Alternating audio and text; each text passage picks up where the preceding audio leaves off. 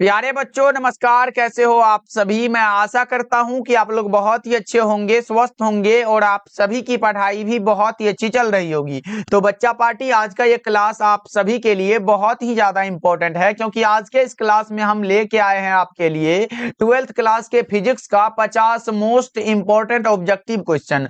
और ये सारे प्रश्न आपके बोर्ड एग्जाम के पॉइंट ऑफ व्यू से बहुत ज्यादा इंपॉर्टेंट है। तो बच्चों आज के क्लास को बिल्कुल ध्यान से देखिएगा और आज के इस क्लास में दिए जाने वाले सारे प्रश्नों को आप लोग अच्छे से याद भी करते चलिएगा। ओके जी, चलिए फिर क्लास को स्टार्ट करते हैं। और पहला नंबर सवाल आपके सामने है, तो सारे बच्चे आंसर को चैट सेक्शन में लगाते भी चलिएगा। देखिए पहला नंबर सवाल पूछा जा रहा है, किसी विलगित निकाय के भीतर का कुल आवेश स्थिर रहता है, इसे क्या कहा जाता है? क्या वो आवेश संरक्षण का सिद्धांत है, क्या वो ऊर्जा संरक्षण का सिद्धांत है, या फिर संवेग संरक्षण का सिद्धांत है, या इनमें से कोई नहीं? तो बच्चों मैं बता दूं, किसी विलगित निकाय के भीतर का जो कुल आवेश स्थिर रहता है इसे हम लोग आवेश संरक्षण का सिद्धांत कहते हैं। Correct answer option number A हो जाएगा।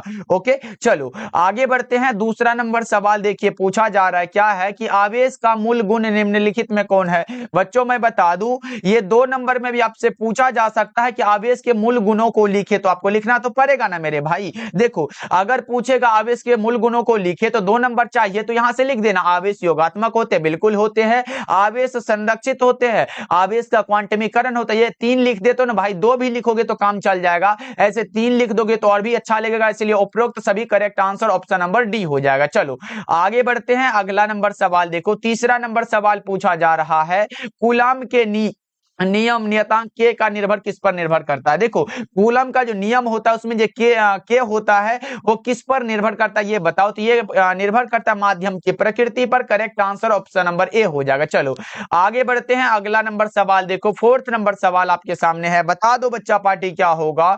दो विद्युत आवेशों के बीच लगने वाले बल को नियंत्रित करने वाले नियम को क्या कहा जाता है? कूलाम साहब का नियम है ये। सही जवाब ऑप्शन नंबर डी हो जाएगा। चलो पांचवा नंबर सवाल को देखते हैं, पूछा जा रहा है विद्युत क्षेत्र की तीव्रता का विमीय सूत्र क्या है? तो बच्चों मैं बता दूं, इस टॉपिक से हर एक बार प्रश्न आता है और अब की बार भी आएगा भाई, क्योंकि यहां से एक बार पूछा था कि इसका एसआई मात्रा क्या होता है, उसके बाद डिफिनेशन पूछ देता है, उसके बाद ये ऑब्जेक्टिव में ज्यादातर पूछता है। तो बच्चों मैं बता दूं, प्रति इकाई आवेश पर लगने वाले बल को विद्युत क्षेत्र कहते हैं, यानी कि प्रति इकाई आवेश पर लगने वाले बल को विद्युत क्षेत्र कहते हैं। इतना तो लिख दोगे सर। अब देखो फोर्स का हमारा न्यूटन हुआ, चार्ज का कूलम हुआ, यानी कि इसका मात्रक हो गया न्यूटन प्रति कूलम और दूसरा मात्रक वोल्ट पर मीटर होता है। ये तो हमसे नहीं पूछा गया सर। तो क्या पूछा गया? देखो फोर्स का विमीय सूत्र क्या होता है? mlt होता है, इनवर्स 2 होता है, बटा में चार्ज का क्या होता है? at होता है सर। अब यहां से निकालते हैं तो हमारा क्या होता है? mlt होगा इनवर्स 2 और a ऊपर जाएगा तो इनवर्स हो जाएगा। और हमारा क्या है यहाँ पे बच्चा पार्टी देखा जाए तो t नीचे भी दिया गया, इसलिए t वाला में आपको 3 ऐड करना पड़ेगा, क्योंकि ये t ऊपर जाएगा तो -3 हो जाएगा और a इनवर्स हो जाएगा। ये वाला ऑप्शन देख लो ना भाई किस में है, mlt inverse 3 a inverse. Correct answer कौन सा होगा? ऑप्शन नंबर ए हो जाएगा। क्या होगा बच्चों? 5 नंबर सवाल का जवाब करेक्ट आंसर यहाँ पे 3 माइनस नहीं लगा हुआ, हमारा करेक्ट आंसर सी वाला ऑप्शन सही होगा, क्योंकि mlt inverse 3 a inverse correct answer हो जाएगा। चलो आगे बढ़ते हैं। 6 नंबर सवाल देखो, विद्युत फ्लक्स का SI मात्रक क्या होता है? वही वाला हो गया, फाई ई बराबर क्या होता है बच्चा पार्टी? जल्दी से बता दो। विद्युत फ्लक्स है, जल्दी से बताओ। 6 का करेक्ट आंसर क्या होगा? फाई ई बराबर ई इंटू क्या होता है? DA होता है। यहां से निकालते हो तो न्यूटन प्रति कूलम हुआ, एरिया का मीटर स्क्वायर हुआ। यहां से अगर निकालते हो तो न्यूटन प्रति कूलम मीटर स्क्वायर हो जाएगा। और लेकिन बच्चों यहां से ये मात्रक निकल के आया, दूसरा मात्रक की बात करें तो ई का दूसरा मात्रक होता है वोल्ट पर मीटर, गुना में एरिया का मीटर पर 1 मीटर से 1 मीटर गया तो बचा कौन सा? Volt into metre. यानी कि 2 मात्रक यहां से निकलता है, तो हमारा कौन सा होगा? ऑप्शन नंबर ए बिल्कुल सही आंसर हो जाएगा। ओके चलो आगे बढ़ते हैं। 7 नंबर सवाल का जवाब जल्दी से बता दो। विद्युत विभव की विमा क्या होगी भाई? विद्युत विभव का विमा बता दो। क्या पढ़ा है? V बराबर W अपॉन Q पढ़े हो कि नहीं भाई? जल्दी से बता दो। अब यहां से निकालो ना, इसका मात्रक पूछे तो वाट का जूल हुआ, चार्ज का कूलम हुआ। ये तो सर हमारा जूल पर कूलम इसका मात्रक हो गया, लेकिन हमसे विमा पूछा गया है। तो बच्चों घबराओ नहीं, देखो ये हमारा जो विमा होता है, अगर ये कार्य के लिए पूछे तो कौन सा होता है, ml2 होता है, T इनवर्स 2 होता है, बटा में चार्ज का क्या हुआ, 80 वाला ऑप्शन लगा दो ना, यहां से निकालो। ml2 हो गया, उसके बाद ये एक टी है, T इनवर्स 3 हो गया, और ये एक है तो ऊपर जाएगा तो माइनस, यानी कि A इनवर्स। देख लो ml2 T inverse 3 A inverse किस में दिया गया, correct answer option number A हो जाएगा। देख रहे हो ना बच्चा पार्टी, कितना आसान आसान सवाल आता है एग्जाम में। चलो आगे बढ़ते हैं, अगला नंबर सवाल देखो, 8 नंबर सवाल है कि 1 वोल्ट बराबर क्या होता है। 1 वोल्ट बराबर जस्ट हमने बताया कि V बराबर W अपॉन Q होता है, चार्ज का कूलम हुआ, W वाट का जूल हुआ, चार्ज जूल बटी कूलम, यानी कि 1 वोल्ट बराबर 1 जूल पर कूलम हो जाएगा। करेक्ट आंसर कौन सा होगा, ऑप्शन नंबर ए वाला ऑप्शन सही हो जाएगा। चलो आगे बढ़ते हैं बच्चों, ये रहा आपके सामने, बता दो 9 नंबर सवाल है, जल्दी से बता दो। विद्युत द्विध्रुव आघूर्ण एक वेक्टर होता है, यानी कि सदिश राशि होता है, जिसकी दिशा क्या होती है ये बता दो। इसकी दिशा होती है ऋण से धन आवेश की ओर। Correct answer option number D हो जाएगा। चलो आगे बढ़ते हैं बच्चों, अगला नंबर सवाल देखो, 10 नंबर सवाल पूछा जा रहा है, विद्युत द्विध्रुव आघूर्ण का मात्रक क्या होता है। क्या होता है सर, P बराबर क्या होता है, Q इंटू एल लिखो या फिर D लिखो, क्योंकि दोनों आवेशों के बीच की दूरी है ये। अगर यहां से निकालते हो तो चार्ज का कूलम लंबाई का मीटर हुआ, यही तो पूछा गया था। करेक्ट आंसर कौन सा होगा, ऑप्शन नंबर ए हो जाएगा। ओके, और दूसरा मात्रक होता है डे बाई, ये भी याद रख लो। Correct answer option number C बिल्कुल सही आंसर है, ए और बी दोनों। चलो आगे बढ़ते हैं, अगला नंबर सवाल देखो, 11 नंबर सवाल पूछा जा रहा है, किसी संधारित्र में दो पट्टिकाएं समतल और एक दूसरे के समांतर होती है, वो कौन सा होता है, जल्दी से बता दो। वो होता है समांतर पट्टिका संधारित्र। Correct answer option number A हो जाएगा। चलो 12 नंबर सवाल का जवाब बता दो बच्चों, वायु के स्थान पर किसी पराविद्युत पदार्थ को रख देने पर संधारित्र की धारिता क्या होती है, बढ़ जाती है। करेक्ट आंसर ए होगा, लेकिन बच्चों इसको याद जरूर रखना, क्योंकि ये बहुत ज्यादा इंपॉर्टेंट है, आपके एग्जाम में हर एक बार पूछे जाते हैं। चलो आगे बढ़ते हैं, 13 नंबर सवाल देखो, निर्वात का परावैद्युत सामर्थ्य क्या होता है, जल्दी से बता दो। निर्वात का परावैद्युत सामर्थ्य कितना होता है बच्चों, निर्वात का परावैद्युत सामर्थ्य पूछे अनंत होता है, अगर परावैद्युत स्थिरांक पूछता तो 1 होता। बच्चों ये दोनों में फर्क समझो, अगर परावैद्युत सामर्थ्य पूछे तो अनंत होता है, परावैद्युत स्थिरांक पूछे तो 1 होता है। ओके चलो आगे बढ़ते हैं, अगला नंबर सवाल देखो, 14 नंबर सवाल है, विद्युत धारा की प्रबलता का मात्रक क्या होता है। विद्युत धारा का पूछा गया, एम्पियर वाला करेक्ट हो जाएगा। क्या होगा बच्चों, एम्पियर करेक्ट हो जाएगा। चलो आगे बढ़ते हैं, 15 नंबर सवाल का जवाब बता दो। ये रहा आपके सामने, बता दो किसी चालक के संवहन वेग यानी कि VD तथा आरोपित विद्युत क्षेत्र E के बीच संबंध क्या होता है, ये बताना है आपको। वो होता है VD समानुपाती E। करेक्ट आंसर बी हो जाएगा। चलो आगे बढ़ते हैं, 16 नंबर सवाल है, विभव मापी एक विद्युतीय उपकरण है जिसके द्वारा क्या मापा जाता है। विभव मापी के द्वारा क्या मापते हैं बच्चों, विद्युत वाहक बल को मापते हैं क्या। Correct answer option number A होगा, 16 का ऑप्शन ए हो जाएगा। चलो आगे बढ़ते हैं, अगला नंबर सवाल देखो, 17 नंबर सवाल आप लोगों से पूछा जा रहा है, ताप बढ़ने पर प्रतिरोध क्या होता है। ताप अगर किसी का भी बढ़ाएंगे तो उसका प्रतिरोध क्या होगा, ये बता दो, जल्दी से बता दो। अर्धचालक का देखो, अगर ताप बढ़ने पर अगर प्रतिरोध घट रहा है तो वो हमारा अर्धचालक होगा, याद रख लो बच्चों। चलो आगे बढ़ते हैं, 18 नंबर सवाल पूछा जा रहा है, कार्बन प्रतिरोध का कलर कोड में काले रंग का मान क्या होता है। तो हमने फॉर्मूला बताया था, फॉर्मूला नहीं भाई ट्रिक बताया था, बीबी रोय जीबी। क्या बताया था बच्चों, बीबी रोय जीबी। ये लिख लो, 0 1 2 3 4 5 6 लिख लो। अब देखो शुरू में हमारा क्या होता है, ब्लैक ही तो होता है, और 0 यानी कि काले के लिए पूछा गया था। सही जवाब ऑप्शन नंबर ए हो जाएगा।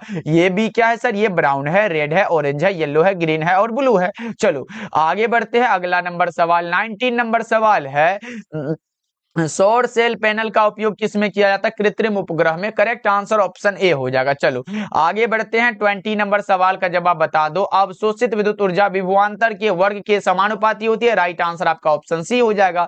ये सब तो बच्चा पार्टी आसान आसान सवाल है, आप लोग बना के आओगे। देखो ये रहा आपके सामने, बिजली के हीटर तथा स्त्री में किस तत्व का व्यवहार किया जाता है, वही नाइक्रोम का तार होता है बच्चों। करेक्ट आंसर डी हो जाएगा। चलो आगे बढ़ते हैं, अगला नंबर सवाल देखो, 22 नंबर सवाल है कि 1 किलोवाट घंटा बराबर क्या होता है। देखो बच्चों, अगर पूछे 1 इलेक्ट्रॉन वोल्ट बराबर क्या होता है तो 1.602 into 10 to the power -19 joule होता है। लेकिन ये तो नहीं पूछा गया है, हमसे पूछा गया है 1 किलोवाट घंटा बराबर क्या होता है? 1 किलोवाट घंटा बराबर जल्दी से बता दो बच्चा पार्टी क्या होगा इसका करेक्ट आंसर। तो वो होता है 3.6 इंटू 10⁶ जूल होता है। चलो आगे बढ़ते हैं, अगला नंबर सवाल देखो 23 नंबर सवाल है, वोल्ट मीटर को विद्युत परिपथ में किस क्रम में जोड़ा जाता है? वोल्ट मीटर है समांतर क्रम में जोड़ेंगे, एमीटर होता तो श्रेणी क्रम में जोड़ते हैं बच्चों। चलो आगे बढ़ते हैं, अगला नंबर सवाल 24 नंबर सवाल है, पृथ्वी का चुंबकीय आघूर्ण क्या होता है? 8.0 इंटू 10⁻22 जूल पर टेस्ला होता है। Correct answer option number D हो जाएगा। चलो आगे बढ़ते हैं बच्चों, अगला नंबर सवाल का जवाब जल्दी से बता दो क्या होगा इसका करेक्ट आंसर, ये रहा बता दो। एक समान चुंबकीय क्षेत्र में एक आवेशित कण के पथ की त्रिज्या सीधे समानुपाती होती है, किसके समानुपाती हो? संवेग के समानुपाती है बच्चों। करेक्ट आंसर बी हो जाएगा। चलो आगे बढ़ते हैं, अगला नंबर सवाल का जवाब बता दो 26 नंबर सवाल है, चुंबकशीलता को किसके द्वारा निरूपित किया जाता है? जल्दी से बता दो चुंबकशीलता को किसके द्वारा निरूपित किया जाता है? जल्दी से बताओ बच्चा पार्टी। म्यू के द्वारा। बहुत अच्छे, क्योंकि हम लोगों ने पढ़ा है कि म्यू बराबर क्या होता है? बी बाय एच होता है, फॉर्मूला है बच्चों। बी क्या होता है? चुंबकीय क्षेत्र होता है, और एच क्या होता है? चुंबकीय तीव्रता होता है बच्चों। ओके चलो आगे बढ़ते हैं, अगला नंबर सवाल देखो पूछा जा रहा है 27 नंबर सवाल है, अणुचुंबकीय पदार्थ कैसा कौन सा है? कौन सा है जो अणुचुंबकीय पदार्थ है बच्चों? आपका आंसर आएगा सर प्लेटिनम जो होता है ये अणुचुंबकीय होता है, याद रखोगे। लोहा आए, कोबाल्ट आए, निकेल ये लोह चुंबकीय है, तांबा क्या होता है आपको पता है क्या? तो प्रति चुंबकीय है। चलो आगे बढ़ते हैं, अगला नंबर सवाल है 28 नंबर सवाल, लोहे का परमाणु कैसा होता है? लोह चुंबकीय होगा। लोहा लोह चुंबकीय होता है, निकेल आए लोह चुंबकीय होता है, कोबाल्ट लोह चुंबकीय होता है। चलो आगे बढ़ते हैं, 29 नंबर सवाल का जवाब बता दो, एक लोह चुंबकीय पदार्थ की चुंबकशीलता क्या होती है? यानी कि म्यू इज ग्रेटर देन 1, यानी कि एक का मान जो था वो म्यू से बड़ा होता है बच्चों, याद रखोगे। कौन सा होगा? ऑप्शन ए बिल्कुल सही आंसर हो जाएगा। चलो आगे बढ़ते हैं, अगला नंबर सवाल है 30 नंबर सवाल का जवाब बता दो, विद्युत चुंबकीय तरंगों की प्रकृति कैसी होती है? अनुप्रस्थ होती है। 30 का correct answer option number A हो जाएगा। चलो 31 नंबर सवाल है, गोलीय दर्पण की फोकस दूरी उसके वक्रता त्रिज्या की क्या होती है? गोलीय दर्पण की फोकस दूरी उसके वक्रता त्रिज्या की आधी होती है क्या बच्चों? करेक्ट आंसर भी होगा, क्योंकि आप लोगों ने पढ़ा होगा सर एफ बराबर r/2, ये तो 10th में भी हम लोगों ने पढ़ा है भाई, तो घबराना नहीं है। चलो आगे बढ़ते, अगला नंबर सवाल देखो 32 नंबर सवाल है, पानी का क्रांतिक कोण कितना होता है? पानी का क्रांतिक कोण जो होगा वो कितना होगा बता दो। 48.75 होता है। करेक्ट आंसर ए हो जाएगा। अच्छा बच्चा पार्टी एक बात बताओ कि हीरा का क्रांति कौन होता है कितना? ये चैट सेक्शन में आप लोगों के लिए होमवर्क के लिए रहा, बता दो कि हीरा का क्रांति कोण कितना होता है। चैट सेक्शन में आप लोग कमेंट करके ये वाला क्वेश्चन जरूर बताओगे। ओके बच्चों, देखते हैं कितने बच्चे हैं जो आंसर दे पाते हैं। चलो आगे बढ़ते हैं, अगला नंबर सवाल है 33 नंबर सवाल है कि किस रंग का तरंगदैर्ध्य सबसे कम होता है? सबसे कम पूछा गया क्या? बैगनी लगा देंगे ना, सबसे अधिक पूछता तो लाल लगाते। चलो आगे बढ़ते हैं, अगला नंबर सवाल 34 नंबर सवाल है, प्रकाश वर्ष का मान बराबर क्या होता है? प्रकाश वर्ष का मान पूछा गया, बड़ा आसान सा सवाल है मेरे भाई। देखो अगर प्रकाश की चाल पूछे तो 3 गुना क्या होता है? 10⁻8 होता है, मीटर पर सेकंड होता है। लेकिन हमसे ये नहीं पूछा गया, हमसे पूछा गया प्रकाश वर्ष का मान कितना होता है? 9.46 गुना 10⁻15 मीटर होता है। Correct answer option number A हो जाएगा। चलो आगे बढ़ते हैं, 35 नंबर सवाल का जवाब जल्दी से बता दो, जब प्रकाश कांच में प्रवेश करती है तो इसका तरंगदैर्ध्य क्या होता है? कांच में प्रवेश कर रहा है तो इसका तरंगदैर्ध्य ऑब्वियसली घटेगा बच्चों। Correct answer option number A हो जाएगा। चलो आगे बढ़ते हैं, 36 नंबर सवाल है, क्लेडिंग का अपवर्तनांक करोड़ के अपवर्तनांक से क्या होता है? हम लोगों ने पढ़ा है टोटल इंटरनल रिफ्लेक्शन में कि क्लेडिंग का अपवर्तनांक करोड़ के अपवर्तनांक से क्या होता है? अधिक होता है या फिर कम होता है? बताओ बच्चों।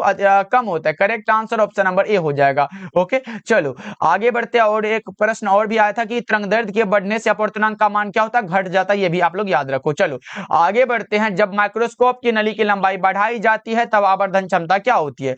जब माइक्रोस्कोप की नली की लंबाई बढ़ाई जाती है तब आवर्धन क्षमता जो होती है वो सीधे रूप से बढ़ती है, यानी कि 37 का correct answer option number A बिल्कुल सही हो जाएगा। चलो आगे बढ़ते हैं, 8 नंबर सवाल है कि विनाशी व्यतिकरण के लिए कलांतर क्या होता है?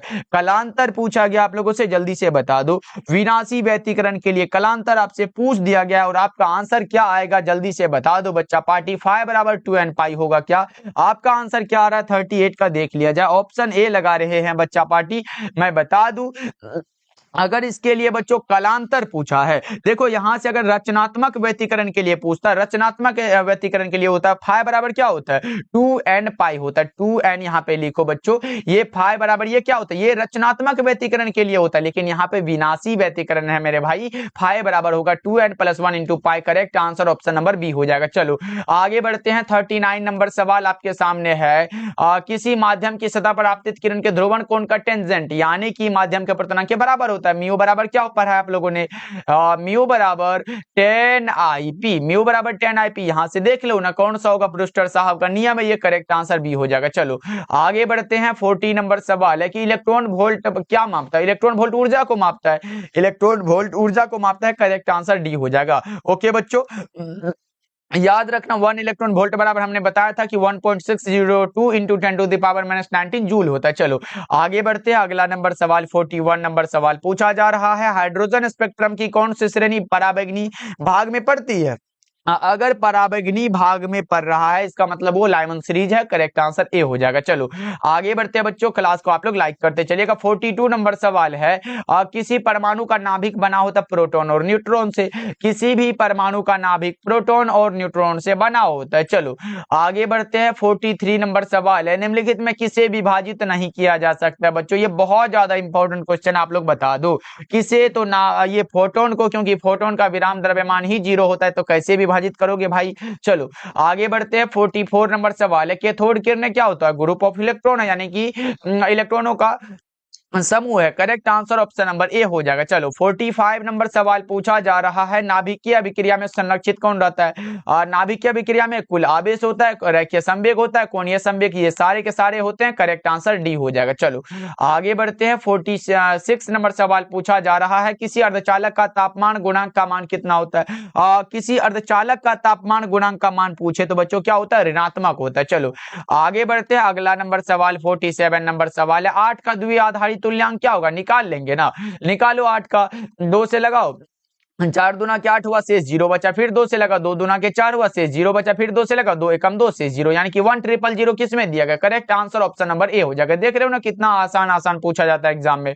चलो आगे बढ़ते हैं बच्चों। 48 नंबर सवाल है, दशमिक संख्या 25 का द्विआधारी क्या होगा, 25 का भी निकाल लेंगे ना भाई, लो 25 का निकाल लो, 12 दूना के 24 हुआ, शेष 0 1 बचा, शेष हमारा 1 बचा, तभी तो 25 होगा ना, तो 1 शेष बचा लो, यहाँ पे लिख दो 1 शेष बच गया, फिर 2 से लगा, 2 छक्के 12 होता है, तो हमारा शेष कितना 0 बचा, फिर 2 से लगा, 2 तिहाई 6 हुआ, 0 बचा, शेष फिर 2 से लगाओ, 2 एकम 2 शेष 1 बचा, 1100111, नीचे से ऊपर जाना है, 11001 करेक्ट आंसर ऑप्शन सी हो जाएगा। चलो आगे बढ़ते हैं। 49 नंबर सवाल है, प्रकाशीय तंतु के लिए सामान्यतः क्रांतिक कोण का मान कितना होता है। प्रकाशीय तंतु के लिए क्रांतिक कोण का मान आपसे पूछा गया तो वो हो जाता है 77 degree, correct answer option number D हो जाएगा। चलो आगे बढ़ते हैं। 50 नंबर सवाल का जवाब बता दो और आज के क्लास का ये लास्ट सवाल है, टीवी प्रसारण के लिए जिस आवृत्ति पर इसका उपयोग होता है वो कौन सा होता है। 30 से लेके 300 मेगाहर्ट्ज होता है, कौन सा बच्चों, 30 से लेके 300 megahertz, correct answer option number C हो जाएगा।